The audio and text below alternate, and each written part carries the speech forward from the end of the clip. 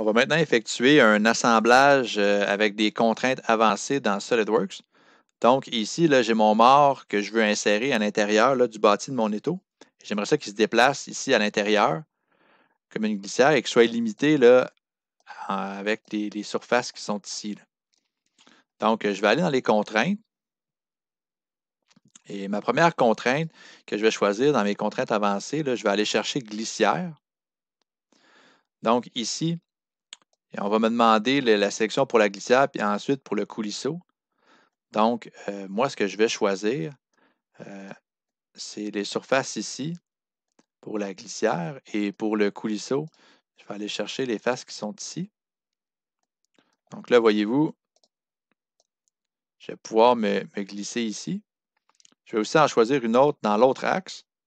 Donc, une autre contrainte de glissière avec les surfaces qui sont ici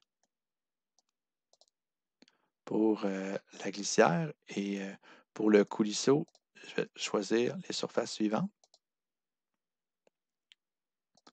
Donc là, voyez-vous, ma pièce glisse ici parfaitement. Donc, mon déplacement est réglé. Par contre, on voit ici là, que la distance là, ne l'est pas encore.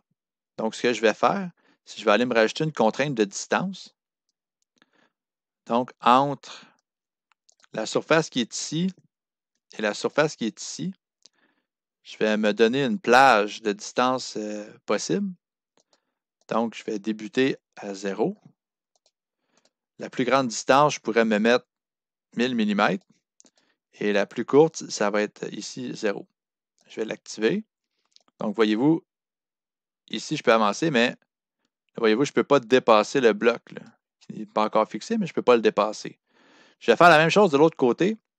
Je vais mettre une contrainte de distance entre le mur de la fin et ici.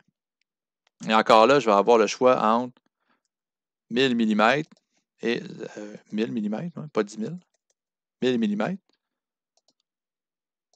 Et je vais activer. Donc là, si je regarde, je peux me déplacer. Je ne peux pas aller plus loin que le bloc qui est ici, puis je ne peux pas aller plus loin que le bloc qui est là. Donc, je viens de simuler dans SolidWorks un contact physique, là. Ma pièce ne peut pas dépasser la surface qui est ici. Donc, voyez-vous, puis ici, je peux pousser ma pièce. Là, ici, je ne peux pas dépasser. Donc, si je décide de fixer mon bloc, là, évidemment, j'aurais besoin de rajouter des vis et différentes contraintes, là, mais juste pour les besoins de la cause ici, je vais fixer mon bloc à la surface qui est ici. Juste pour qu'on puisse bien observer là, le déplacement de la plaque dans mon étau, là. Regardez bien ici, je suis limité à l'intérieur, je suis coincé. Donc, si je peux simuler là, le vrai déplacement minimum et maximum là, du mort de mon étau dans mon assemblage.